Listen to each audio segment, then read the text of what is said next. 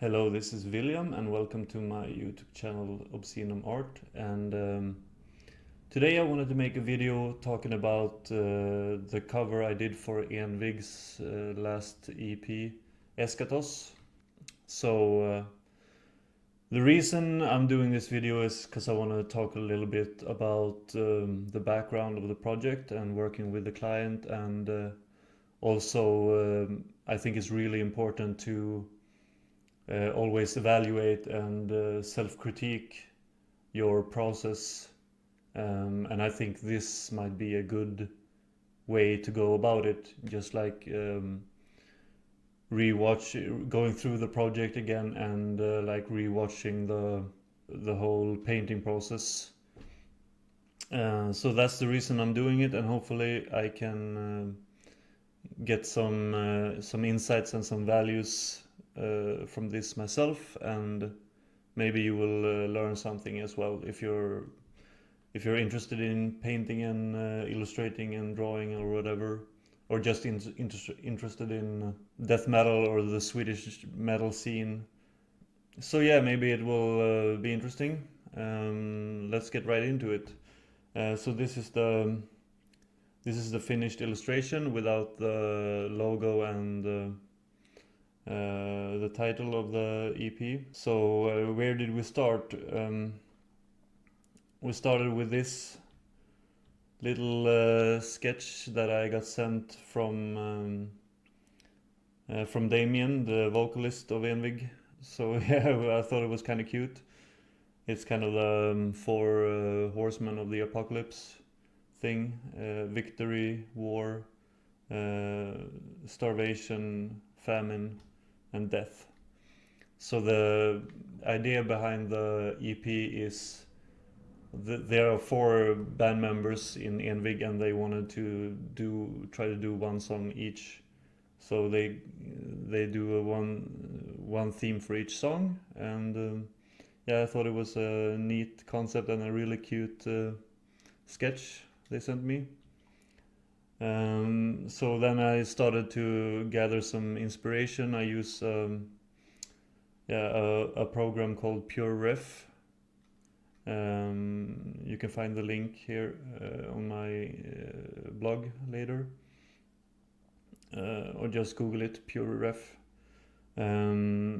So I just gathered a bunch of like skulls and cool artwork, like Morbid Angel, Entombed, Dismember, stuff like that. Yeah, like Dan Seagrave and Per Olofsson are two of my favorite extreme metal illustrators and artists. So these are kind of just a screenshot of my PureRef project. A lot of like I focused on gathering reference for a horse. Oh shit! For a horse. Horse skulls and just like some war stuff and other human skulls. Like I've always drawn a lot of human skulls, but somehow I still think it's really difficult. So yeah, always go with some good reference. It will make your art better, I think. Yeah, and also uh, Beksinski, of course, always an influence. So yeah, I did a drawing that I just did by hand on a piece of paper. Like I think it was what's it called, A3 size. So it was quite large, and I only have a A4 scanner, so I had to scan it in twice to get everything in. But that was the kind of the starting point of the illustration. Um, Thought it would look pretty death metal and pretty brutal and everything you want like that, so it was fun. Um, Wait, what can I show next? Yeah, I can show in Photoshop. So here's the drawing. I scanned it in, and yeah, and then I started painting it. So this is like the first version. Just adding some layers. I also had like a ring. I thought it would kind of be like more of I don't know, bolt thrower, Warhammer kind of vibe, but they didn't like that, so yeah, tried some different colors, I think, if I remember correctly. Where's the red one? I'm just gonna talk for a little bit and then I'm gonna show the time lapse and put some ENVIG music on for you guys to listen to. Yeah, anyway, yeah, basically my process is I'm still refining and working on my process because I think I can.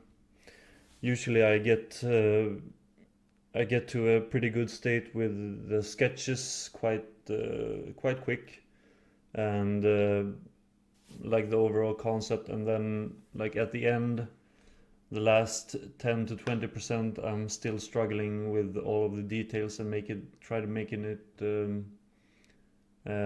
whole illustration look more coherent. So yeah, that's where I'm at right now, and like I mean, you can do so much just doing a lot of details, and but what I've been focusing on also is getting better at the composition of the images, because I think that's something you can work on all your life, just being better at composing the images. So yeah, I'm trying always taking inspiration from my favorite artists, try to just often reuse their kind of basic composition of their images and just doing my thing over it. Looking how they use lighting, how they use atmosphere and colors. I'm still kind of stuck in a monochromatic style of artwork, but I'm trying to get a little bit more diverse colors into it, and whilst still keeping it nice and coherent. Like if you look at Dan Seagrave, he's always so good with colors, and Per Olofsson as well. But like complementary colors and just keeping it interesting and not too monochromatic, because like sometimes I almost feel like I'm working in grayscale because I look at the same colors all the time, and then it kind of feels bland. But colors have always been a little bit hard for me, so I'm trying to. I'm going more of a safe route, keeping the colors very coherent, and then just adding a little bit of complementary colors here and there, if it fits and if it's needed for the artwork, depending on what the client wants, of course. So yeah, check out ENVIG and listen to them on Spotify, pick up the EP. I also did their older album, Gut Wound.